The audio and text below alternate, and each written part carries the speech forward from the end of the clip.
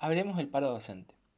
Es un clásico que antes y al comienzo de un nuevo ciclo lectivo empiezan las movilizaciones de paro docentes por un ajuste salarial que sea digno y recupere el valor adquisitivo. Además del reclamo por un mayor presupuesto, pareciera que cada año se lucha en contra del gobierno por mejores condiciones, porque los dirigentes de turno reniegan de invertir en todo lo referido a la educación. Sumado que está la noción en la sociedad que el docente pide mucho y que los verdaderos maestros o profesores son de alma como antes, que su labor prácticamente debería ser por amor a educar y por lo tanto no deberíamos pretender un salario al nivel de un profesional. 1881. La primera huelga nacional docente. Este es el comienzo. Una directora y 8 maestras fueron protagonistas del primer paro docente del país. La respuesta del padre de la educación fue el despido. Allí, por el mes de noviembre, el presidente del país era Julio Argentino Roca y el superintendente general de educación era Sarmiento. En un contexto donde los hombres ocupaban los cargos de autoridad, la mayor aspiración profesional de las mujeres era la docencia. 9 de ellas se jugaron su carrera para exigir salarios dignos. Ellas eran Enriqueta Lucio Lucero, directora del establecimiento, Luisa Sá, Rosario Figueroa, Tomasa Fernández, Josefina Sá, Bernabé Moreno, Urbana Moreno, Georgina Sarmiento y Rosario Adaro. El 20 de noviembre, las maestras envían un reclamo al gobernador de la provincia, con una copia a Sarmiento en la que informan la realización de una huelga, argumentando sus motivos y realizan una descripción del estado de la educación. En esta carta se explica que pasaron 8 meses sin que se les haya pagado los haberes devengados, y que de lo cobrado en los meses y años anteriores se los habían pagado en vales de tesorería, que no valían casi nada en los comercios. Además, en las planillas figuran sueldos de un valor mucho más elevados de los que en realidad se les pagaba. Los docentes finalizaron el reclamo informando que suspenden las tareas de las escuelas a su cargo hasta que el gobierno les haga justicia y les pague lo correspondiente. El padre del aula decide publicarle la carta en el Monitor de la Educación Común, extender la denuncia hacia las otras provincias, diciendo que de los 2.500 maestros que había en esos momentos, no había uno que en 10 años no se le haya pagado lo correspondiente, y que los pagos no eran con papeles sin valor. Por último, Sarmiento garantiza que los maestros de todas las escuelas recibirán sus salarios, si es que hay un superintendente, un Consejo Nacional de Educación, un Ministerio de Instrucción Pública, un presidente y una ley de subvenciones y una partida de 200.000 duros en el presupuesto para contribuir a la nación. Y por último, la directora y las docentes fueron suspendidas y quitadas de sus cargos correspondientes. Citando palabras textuales del historiador Guess, el personal directivo y docente de la Escuela Superior de Niñas había sido destituido porque reclamaron 8 meses de sueldos. Esto fue publicado días después de estos hechos sucedidos. 1958. Avanzando en la historia, llegamos a una huelga con buenos resultados para los maestros. El 3 de agosto de 1958, durante la presidencia de Frondizi, en una sesión de la Mesa Coordinadora de Maestros, se informa que se ha solicitado al gobierno provincial un salario de 3.000 pesos, entre otros reclamos. Al no obtener ninguna respuesta por parte del gobierno, el 27 de septiembre se declara una huelga total. El día 28 de septiembre, el ministro de Educación Aznar se comprometió a través de los medios de comunicación a dar respuesta al pedido de los docentes y elevar a la legislatura nacional el proyecto para equiparar los salarios a los educadores. Al día siguiente, la mesa coordinadora declara una huelga por tiempo indeterminado, que llegaría a su fin el 21 de octubre de 1958, casi un mes después de comenzarla. La lucha de los docentes da sus frutos. El 22 de octubre, la Cámara de Diputados aprobó la equiparación de salarios de los docentes nacionales y el día siguiente los senadores lo hizo propio.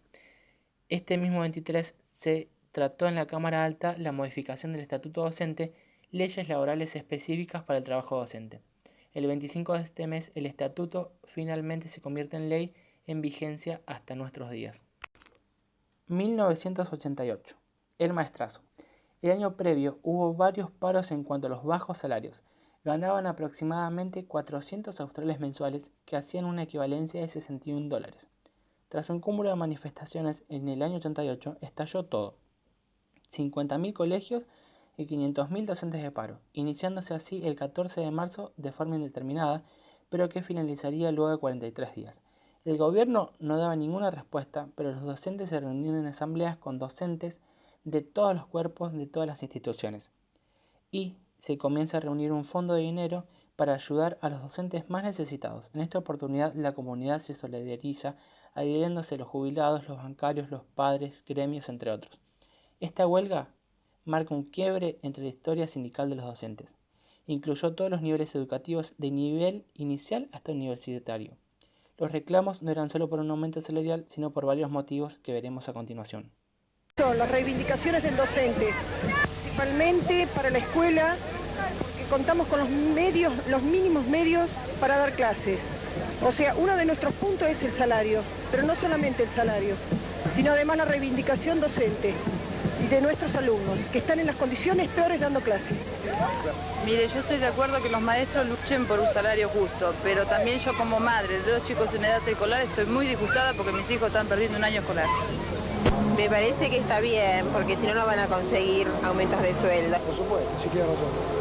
Tiene razón. No pueden vivir con la guita que ganan. Quiero acá desde los 4 puntos cardinales del país para que el gobierno, el país, sepa que el docente es un trabajador. Somos los trabajadores de la tiza. Es la responsabilidad de todos, no de nosotros únicamente tener un sueldo digno.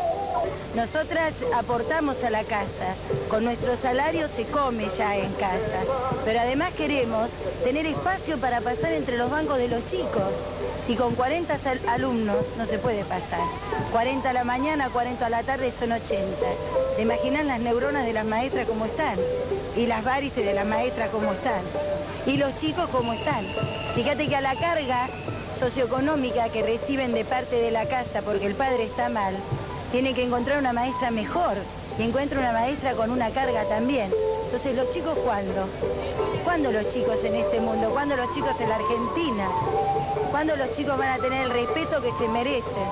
Se le da respeto unos meses antes de las elecciones, de cualquier tinte partidario que se le pueda poner.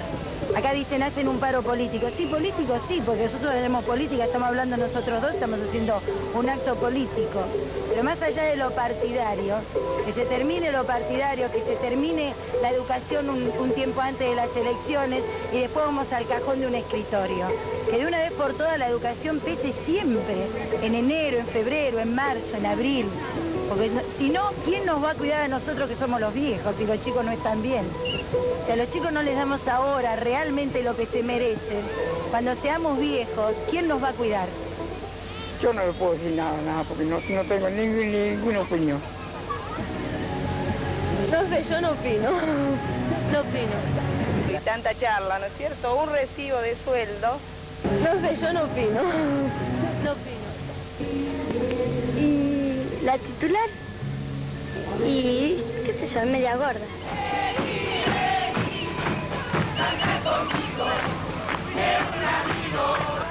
Sí, una marcha, creo. ¿Por qué no vas a clase?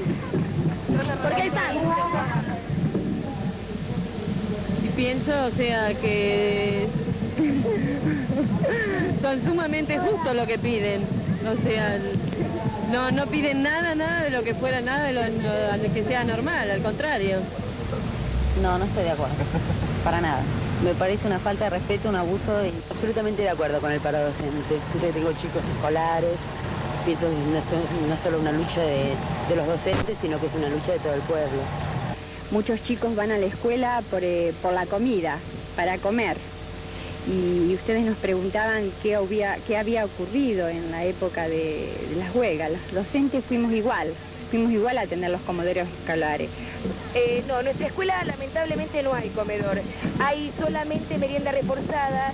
En este momento la merienda reforzada es solamente una rodaja de pan para cada alumno y una taza de leche. Recibir no 16 centavos para una merienda. No compramos nada con 16 centavos. Un almuerzo para los chicos carenciados nos dan un peso y 57 centavos. ¿A usted le parece que alcanza? A mí no. Bueno, por eso estamos luchando. Lo que pasa que los docentes en general, por nuestra envergadura, por nuestra forma de ser, somos muy pacíficos. Hemos aguantado muchos años. Ahora vemos que llegó el momento de salir. Quizás somos lerdos, pero llegó el momento y lo vamos a hacer con todo. pero sobre todo que entiendan que es el respeto a los chicos que estamos queriendo. Nada. Y a lo poco que el gobierno se interesa en los niños, a pesar de que usan esto como que a los maestros, a los niños no les interesa, realmente al que no les importa es el gobierno. El presidente que tenemos no vale nada, y el que va a venir menos todavía. Las condiciones de la escuela son buenas, está en una buena ubicación, tiene asfalto, tiene un buen edificio, pero los chicos que recibimos son de las villas de alrededor, incluso chicos que no son del partido, que vienen de Quilmes, de Lanús. Bueno, es lo que te decía recién mi compañera, es una escuela no carenciada, pero sí recibe chicos muy carenciados, sobre todo de afecto, ¿no es cierto? Así que nosotros tenemos que realmente no solamente enseñar las letras, ¿no? Como la gente supone. Años 90. Se impuso una lógica de mercado. En 1992 se estableció la ley número 24.049. En el 93 se estableció la ley 24.195 y en el año 95 la ley número 24.591, donde básicamente la educación dejó de ser un derecho para ser efectuada como un servicio de consumo. El sistema educativo mutó de la siguiente manera. Se establecieron 5 niveles educativos: nivel inicial, EGB, polimodal, educación superior y por último la educación cuaternaria. Escuchemos a continuación el testimonio de una docente. Hola, buenos días. Me están pidiendo referencias sobre los paros que se realizaron durante el gobierno del presidente Menem. Y recuerdo perfectamente la situación porque había una reforma educativa propuesta desde la nación que bajó a las provincias. En mi caso me vi obligada a tener que participar de esa reforma porque bajaba desde la currícula, pero no estaba de acuerdo para nada y así se lo expresé en reuniones plenarias y a mis colegas. Me pareció una reforma totalmente que no tenía un propósito genuino, ya que en la terminal nuestra, que tiene que ver con ciencias económicas, proponían una especialización para el alumno, darle contenidos y herramientas para puestos que jamás iba a llevar a cabo, porque tenían que ver más con el ambiente gerencial. Justamente yo había hecho una especialización postítulo de gerenciamiento y todos los temas tenían que ver con este postítulo que yo había hecho. Se le pedía al alumno especializaciones en costeos, en trabajar bajo presión, en el tema servicios y demás, no por los temas en sí, sino por la bajada de línea era una minuciosidad que el alumno no tenía por qué saberlo, porque eso corresponde a ingeniería, a otras áreas.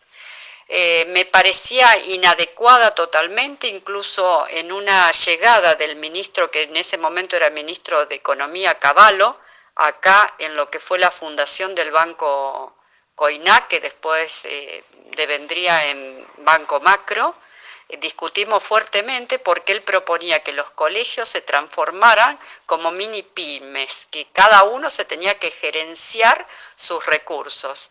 Y desde ya le dije que los colegios y la ley nacional decían que eso corresponde y el Estado no podía eludir la responsabilidad, que la educación corresponde al Estado. 1997. La carpa se instaló el día 2 de abril frente al Congreso. Los maestros comenzaron ese día con ayuno líquido y pedían mejoras salariales, una ley de financiamiento educativo, la derogación de la Ley Federal de Educación y rechazan las políticas instrumentadas en contra de la educación pública. Unos días después, una maestra fue asesinada en un balazo en la carpa que llevó a paro general por setera, quedando la carpa instalada por 33 meses, sancionándose así la ley en 1999. Esta ley es la Ley de Financiamiento Educativo.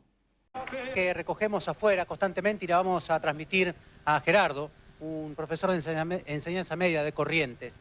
¿Va a servir para algo esto? ¿Para qué sirvió? ¿Qué van a conseguir? Sí, por supuesto, sirve para mucho. Nosotros nos vamos a ir de acá con la Ley de Financiamiento Educativo, si no, no nos vamos.